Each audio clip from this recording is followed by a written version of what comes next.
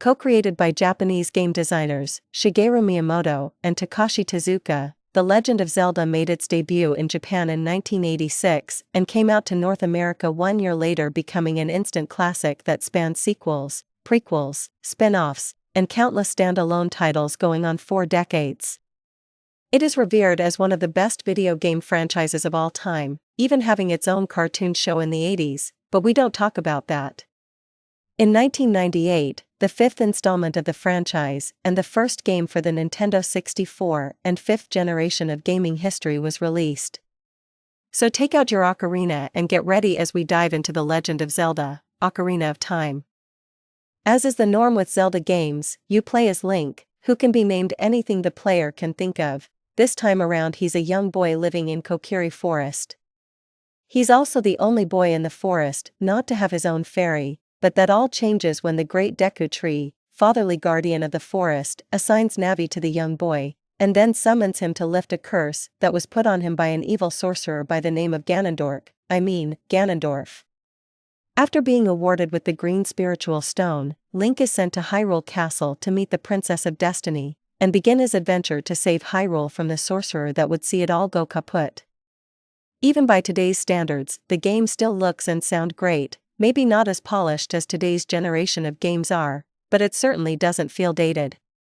Everything from the visuals, to the character design, and straight down to the soundtrack does an excellent job of pulling you into this fantasy world you would expect from a fairy tale book.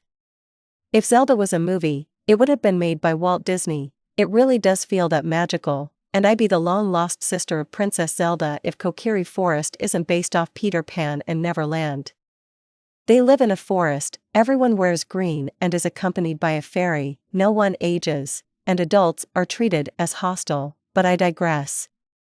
You can probably find references to several fairy tales in Zelda, some more obvious than others, if you simply know where to look. At the beginning of the game you're limited to the Kokiri Forest until you finish the first dungeon, then you're able to go to Hyrule Field, which acts as a hub to all the main areas in the game. Since it's an action-adventure game, there is plenty of exploring and discovery to be had, so I'd advise not to rush through your main objective and take the time to look around each area. On top of the main objective, there are several side quests and other fun stuff you can do to pass the time. Alright, the real unique factor when it comes to the game is after you get to a certain point, you can switch between the future and the past. You can run around as young Link, which is what you start out as, and then adult Link, who is required in order to face Ganondorf and save Hyrule. Sometimes you'll be required to switch between the two timelines in order to bypass an obstacle in your way, and there are things you can do that will pay off when you get to the future. There are also certain items you won't be able to use depending on which timeline you're in. Obviously, adult Link isn't going to use a slingshot. The other adults would make fun of him, and young Link isn't going to be able to carry the Master Sword, or the Great Sword. He can barely fit the Hyrule Shield on his back. The ocarina is an object you receive early on in the game, hence the name Ocarina of Time. There are a bunch of songs that you can learn on it that has different functions. The game also offers us a day and night cycle where time passes by normally when you're in a place like Hyrule Field, or Lake Hyrule, but stands still when you're in a town. Thanks to the day/night cycle, you can visit each individual town during the day or night, and some places and people will only be available depending on the time of day you select to visit that town. Others will be relocated accordingly. There are a wide range of enemies in the game and there's no way I'm going to be able to go through all of them, so I'll try to mention as many as I can. We have Deku Baba, man-eating plants that are a lot like the ones we see in Mario, these skull spiders named Skullwalchula, not to be confused with the gold Skulltulas, small, plant things with feet that pop up out of the ground and shoot Deku nuts at you. Naturally called Deku Scrubs. A tag team of lizards called Lizalfos, who jumps platforms between lava and attack you with daggers, which I hate with a fiery passion that burns in every fiber of my being, and bubbles called Shabom. I'm not kidding, bubbles attack you, and they hurt like hell. Since I know I'd probably get some if I don't mention them, in the future you'll meet these zombie-like creatures called Redeads that look like skeletons with wooden heads, and you hear them scream when you're in their presence. For them I have one advice: don't get too close. Each dungeon will have a map and a compass that you find in a large treasure chest, as most important items you find in dungeons like a new weapon to help you on your quest.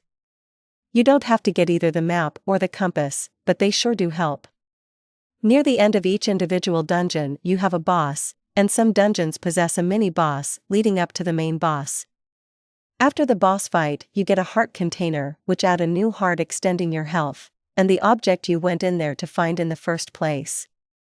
Sometimes when you're talking to people, the cameras will go all wompy on you. One time I approached a Goron to talk to him, and the camera spun around to his rear and I was looking at a Goron's ass.